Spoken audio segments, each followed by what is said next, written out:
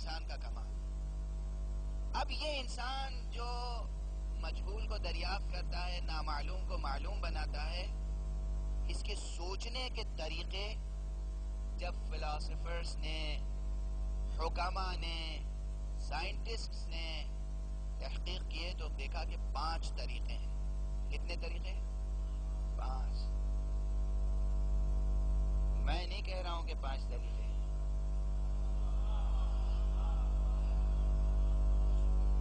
کوئی بھی لاجک کی کلاسیکل بک اٹھا لیجئے، ارسطوٹل کی اٹھا لیجئے.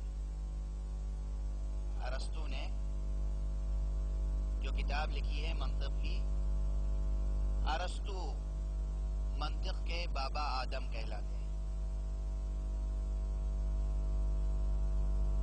ارسطو نے جو کتاب لکھی ہے اس میں یہ لکھا ہے کہ انسان 5 طریقوں سے اپنی بات دوسرے تک منتقل کرتا ہے.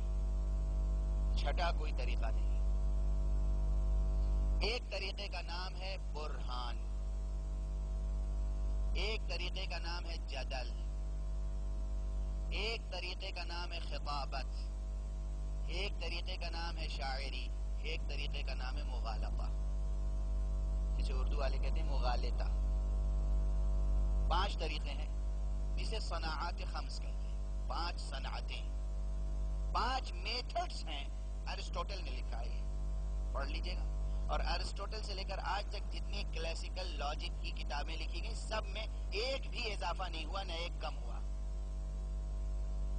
اب ہم کیا کریں؟ اور یہ کہا جاتا ہے کہ ارسطو نے منطق وضع تھوڑی کی ہے. ارسطوٹل لاجک کا موجد نہیں ہے. لاجک تو انسانی ذہن کے عمل کا نام ہے. اس نے ذہن انسانی کا مطالعہ کیا اور اس کو کتاب میں منتقل کر دیا. ذہن انسانی بنانے والا ارسطو نہیں ہے. اب ہماری مجبوری ہے کہ جس نے ذہن انسانی بنایا اس نے ذہن انسانی کو 5 ہی صنعتوں کا پابند کیوں کیا؟ ایک صلوات پڑھ دیجئے محمد.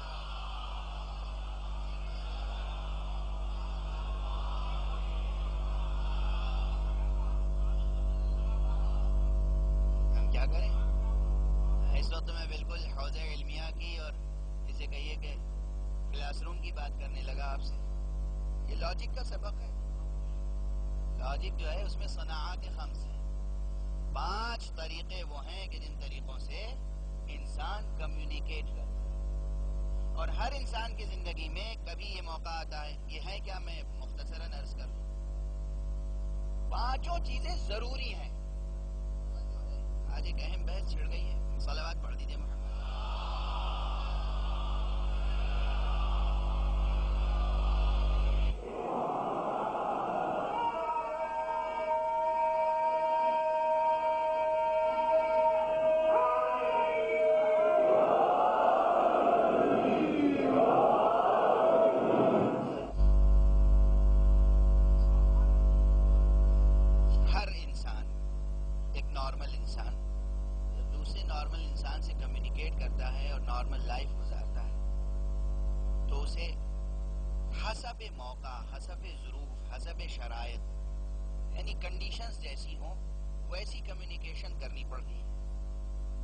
کبھی آپ کے سامنے ایک مرد معقول ہے جو دلیل سے قانع ہو جاتا ہے. کوئی بھی بات اس کے سامنے 2 4 کی طرح دلیل کے ساتھ کہی جائے مطمئن ہو جاتا ہے.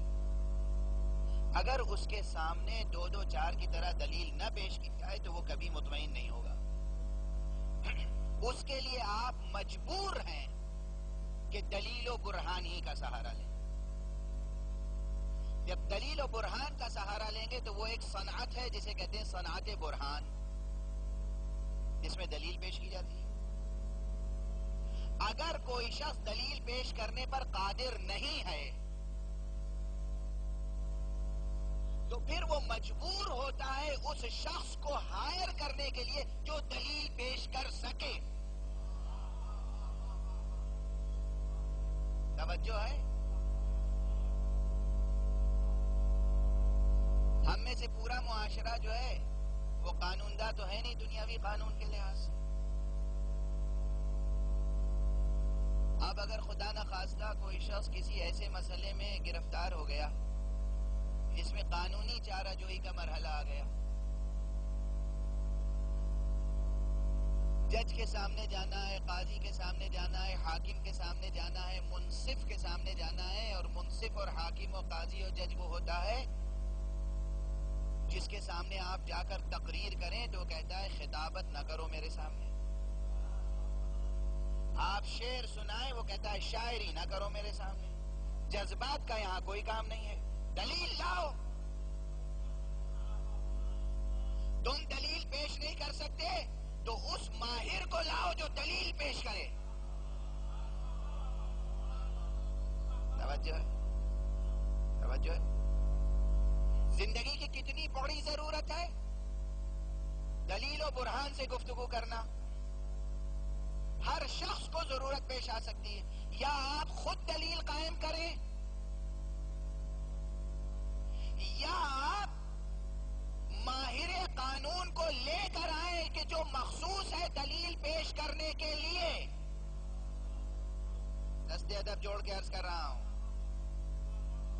دنیا کی عدالتوں میں اب ایک اور مشکل پیدا ہو گئی. آپ چاہے اپنی جگہ کتنی معقول بات کرنے کے اہل کیوں نہ ہو، مگر وہ بعض مواقع پر پابند کر دیتے ہیں کہ نہیں آپ کا کیس ہے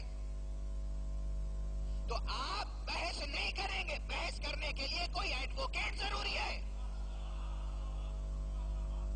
صاحب کیس ہمارا ہے، جائیداد ہماری ہے، سانحہ ہم پر گزرا. ٹھیک ہے آپ پر گزرا ہوگا مگر آپ نے لا اور جورسپروڈنس پڑھا نہیں ہے. آپ نے قانون پڑھا نہیں ہے اس لیے آپ ایڈوکیٹ لے کر آئے. دنیا کے معاملے میں کوئی نہیں کہتا کہ یہ قانون غلط ہے. ہمارا کیس ہے ہم پیش کریں گے، قانون داں کیا جانے. مذہب کے معاملے میں آج آوازیں کھڑی ہو رہی ہیں. ہر شخص کہتا ہے مجتہد کیا ہوتا ہے، مرجع کیا ہوتا ہے. تقلید کی ضرورت نہیں ہے. شرم آنی چاہیے آپ کو، اس لیے کہ اسلام نے آپ کو عقل و برہان کا پابند کیا ہے، شاعری کا پابند نہیں کیا.